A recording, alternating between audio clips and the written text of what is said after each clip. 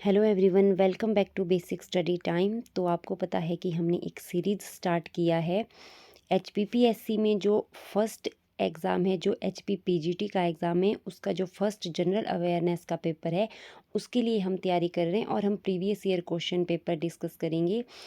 HPPSC जितने भी previous year question paper HPPSC के हैं, एग्ज़ाम तक हम उनको कवर करने की कोशिश करेंगे जितने हमसे कवर होते हैं।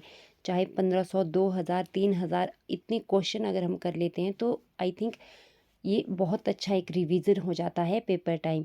तो आप कंटिन्यू वीडियो को देखते रहें, एक के बाद हम एक करके वीडियो डालते रहेंगे और अपनी तैयारी को आप तेज़ करें। तो चलिए स्टार्ट करते हैं आज का क्वेश्चन पेपर। तो ये हमारा सेकंड वीडियो है।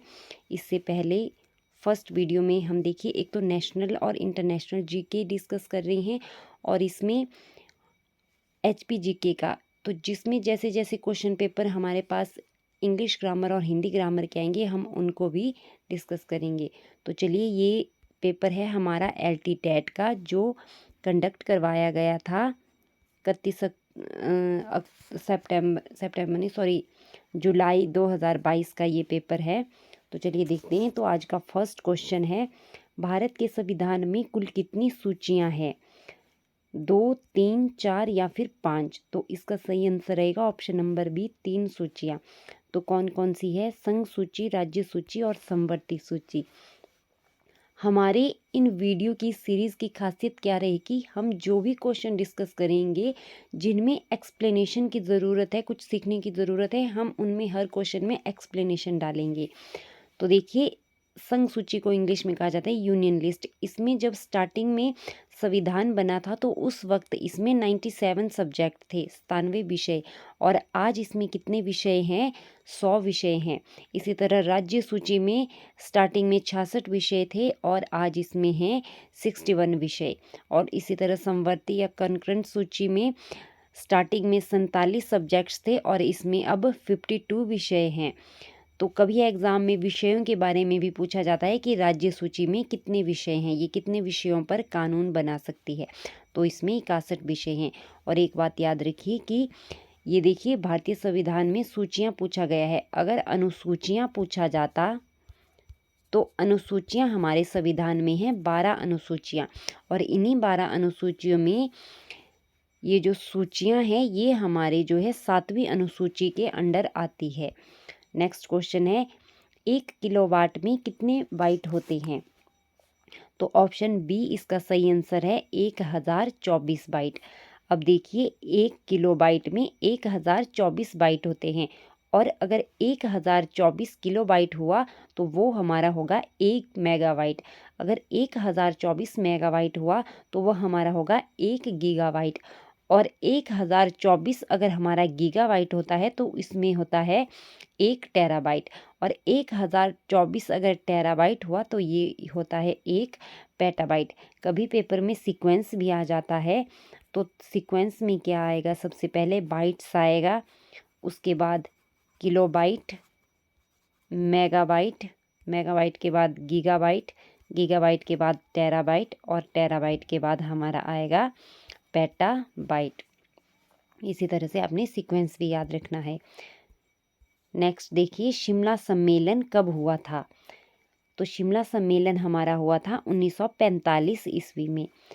देखिए, 24 जून 1945 से लेकर 14 जुलाई 1945 तक ये चला था, और वायसराय लॉर्ड वेबल और ब्रिटिश भारत के प्रमुख राजनीतिक नेताओं के बीच ये बैठक हुई थी। और कहाँ पर हुई थी? शिमला में, हिमाचल प्रदेश के शिमला में। भारतीय कृषि अनुसंधान परिषद कहाँ स्थित है? तो ये है नई दिल्ली में। नेक्स्ट क्वेश्चन है, सुप्रीम कोर्ट में पहली महिला जज कौन थी? सुप्रीम कोर्ट के बारे में पूछा गया है। तो इसका सही आंसर रहेगा ऑप्शन सी, फातिमा बीबी। तो ये कब बनी थी? 1987 में। नेक्स्ट देखिए, ये भाई दो न पाई, ये क्वेश्चन हम पढ़ेंगे एचपीजीके में, क्योंकि ये एचपीजीके का है। नेक्स्ट देखिए, लुकिंग बैक किसकी आत्मकथा है? बाबा कांशीराम, मेहरचंद महाजन, लालचंद प्रार्थी, या इनमें से कोई नहीं? तो इसका आंसर होगा ऑप्शन नंबर डी, इनमें से कोई नहीं।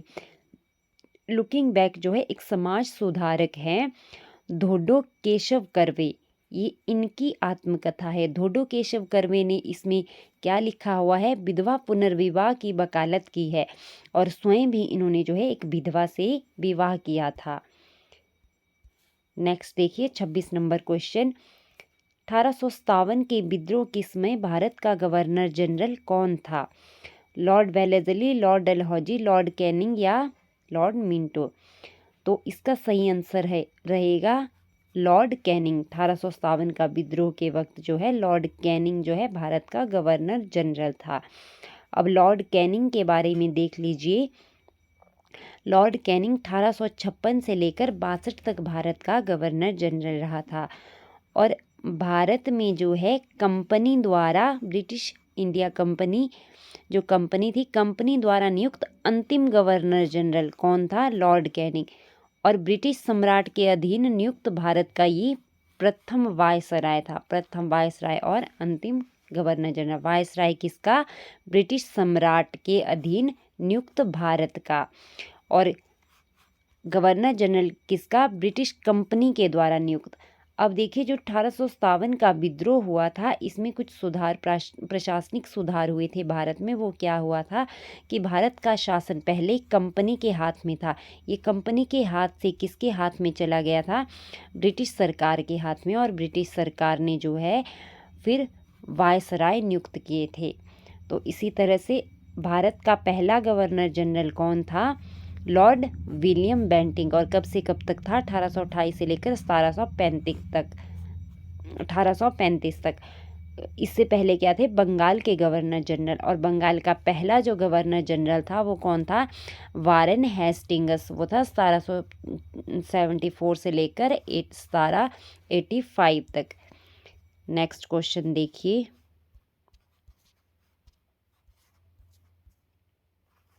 नेक्स्ट है, भारत केंद्र सरकार का प्रथम विधि अधिकारी कौन होता है? विधि अधिकारी को इंग्लिश में कहा जाता है अटॉर्नी जनरल। तो केंद्र सरकार का प्रथम विधि अधिकारी होता है महान्यायवादी। अटॉर्नी जनरल, सॉरी ये विधि अधिकारी नहीं, महान्यायवादी को कहा जाता है अटॉर्नी जनरल। ये क्या होता है? चीफ लीगल एडवाइजर होता है ये भारत सरकार का। तो इसको कौन अपॉइंट करता है? इसको राष्ट्रपति अपॉइंट करता है। और देखिए करंट का क्वेश्चन भी यहाँ से बन रहा है कि करंट अटॉर्नी जनरल इंडिया का कौन है? तो ये है आर वेंकट रमन। ये याद रखना है करंट का, R Venkataraman. Next question देखिए, बांग्लादेश में प्रवेश करने के बाद गंगा नदी को किस नाम से जाना जाता है? इसका है ऑप्शन नंबर बी, पद्मा नाम से। गंगा नदी को जो है 2008 में राष्ट्रीय नदी का दर्जा दिया गया था और गंगा नदी की लंबाई कितनी है? 25 किलोमीटर।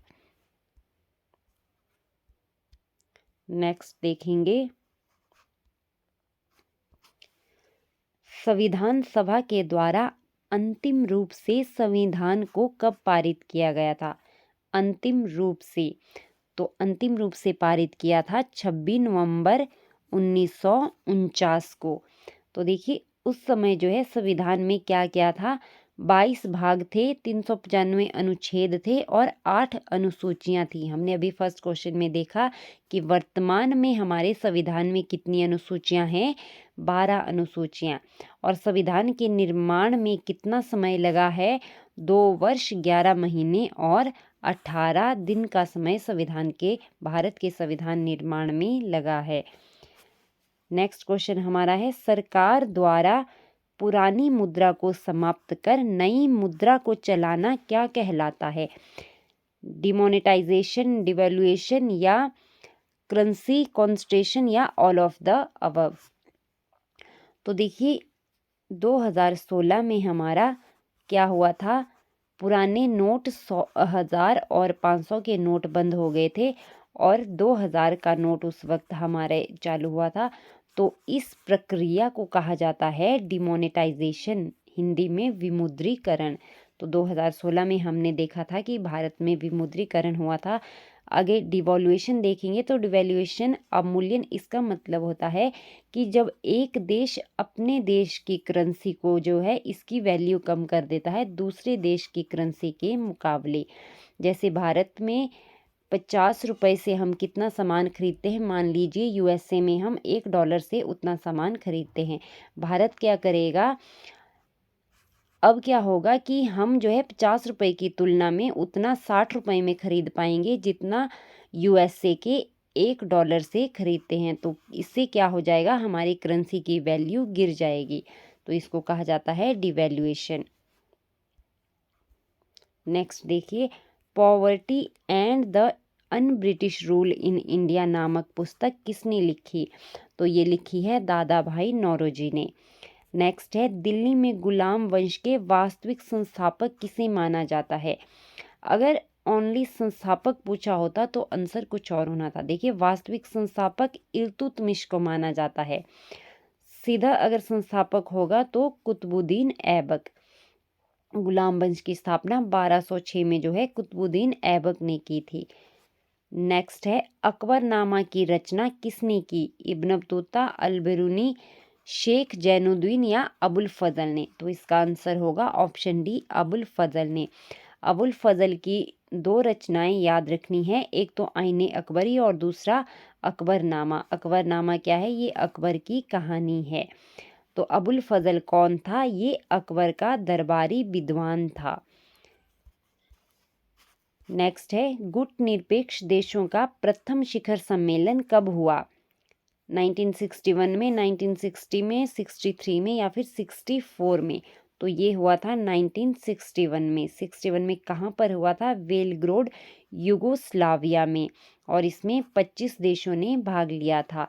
और अब इसमें कितने सक्रिय सदस्य हैं? 120। नेक्स्ट देखिए, यूनिसेफ की स्थापना कब हुई थी?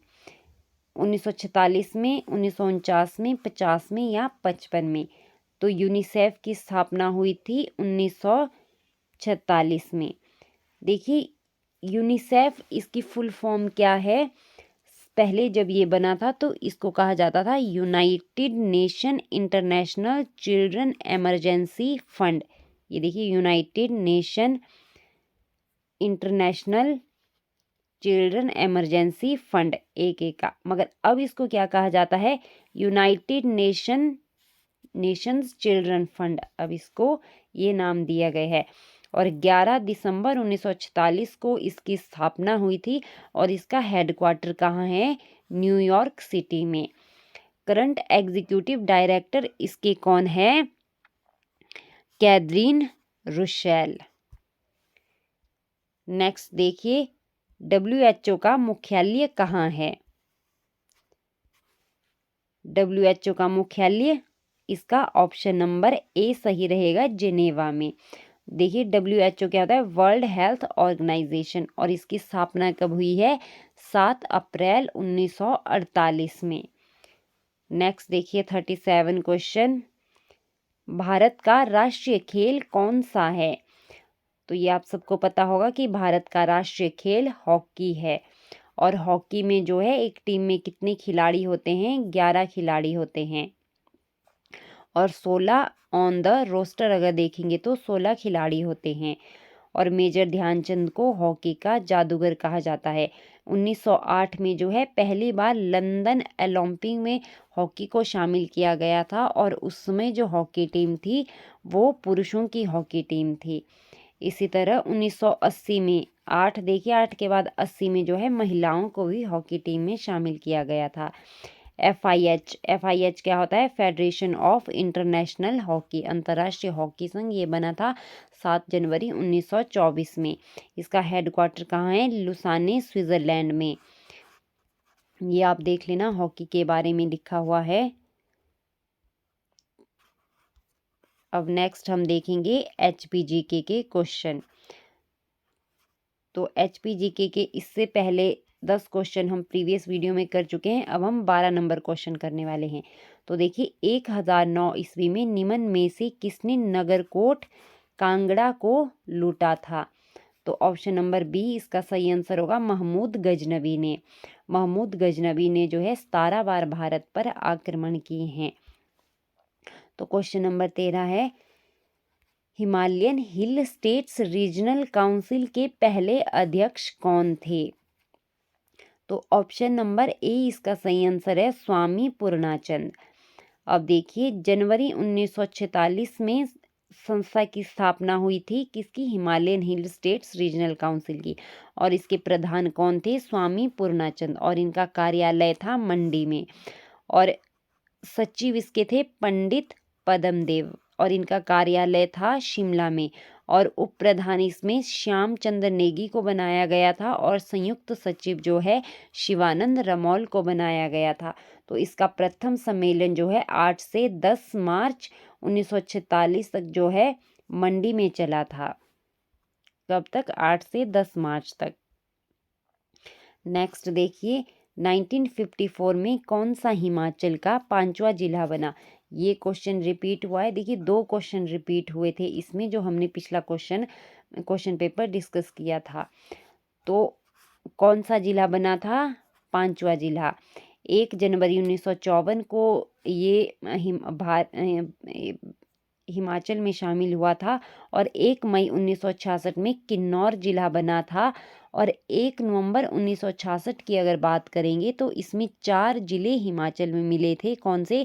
कांगड़ा, कुल्लू, शिमला और लाहौल स्पीति। तो कुल मिलाकर के कितने हो गए थे? फिर 10 जिले हो गए थे।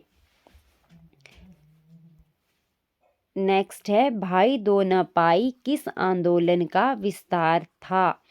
स्वदेशी आंदोलन, असहयोग, भारत छोड़ो, या फिर सविनय अवज्ञा आंदोलन। तो ऑप्शन नंबर डी इसका सही है, सविनय अवज्ञा आंदोलन।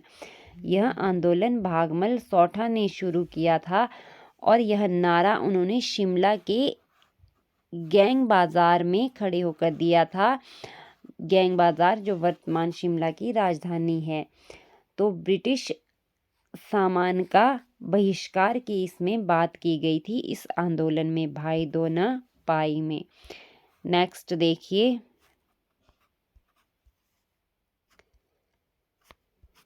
कुल्लू जिले के निर्मंड किससे संबंधित है? तो कुल्लू जिले का निर्मंड हमारा परशुराम से संबंधित है।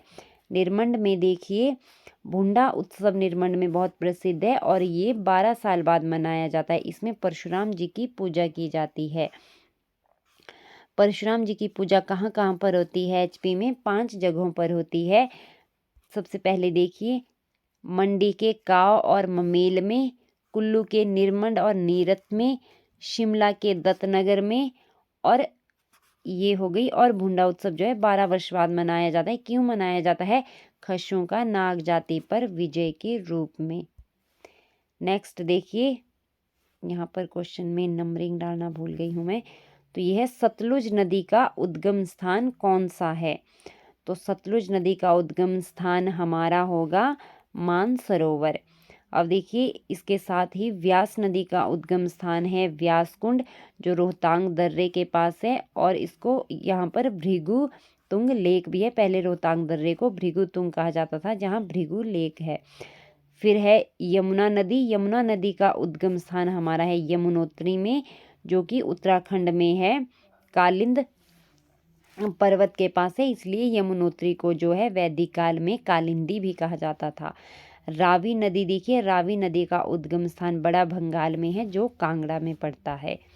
नेक्स्ट है, निम्नलिखित में से मंडी जिले का प्रसिद्ध नृत्य कौन सा है? लुड्डी, झमाखड़ा, डंडारस, या फिर गिद्धा। तो लुड्डी मंडी का नृत्य है, प्रसिद्ध नृत्य है, और झमाखड़ा अगर बोलेंगे तो झमाखड़ा कांगड़ा का नृत्य है। नेक्स्ट देखिए, 1977 में हिमाचल प्रदेश विधानसभा चुनावों में किस पार्टी को बहुमत प्राप्त हुआ था? तो 1977 में जो है जनता पार्टी को बहुमत मिला था, और शांता कुमार जो है उस वक्त मुख्यमंत्री बने थे। ये प्रथम गैर कांग्रेसी मुख्यमंत्री थे। 1977 तक जो है भारत में कांग्रेस पार्टी ही जीतती आ रही थी, और पहली बार जो है भारतीय जनता पार्टी भी नहीं, उस वक्त इस पार्टी का नाम था जनता पार्टी।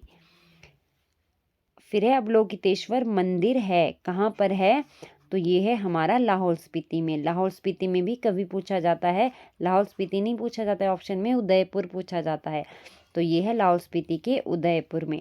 तो लाहौल स्पीति में और कौन कौन से मंदिर हैं? त्रिलोकीनाथ मंदिर है, मृकुला देवी मंदिर है, की गोम्पा है, ताबो गोम्पा है, कारदांग गोम्पा है, शाशुर गोम्पा है। तो ये सारे गोम्पा कहाँ पर है? ये है लाहौल स्पीति में।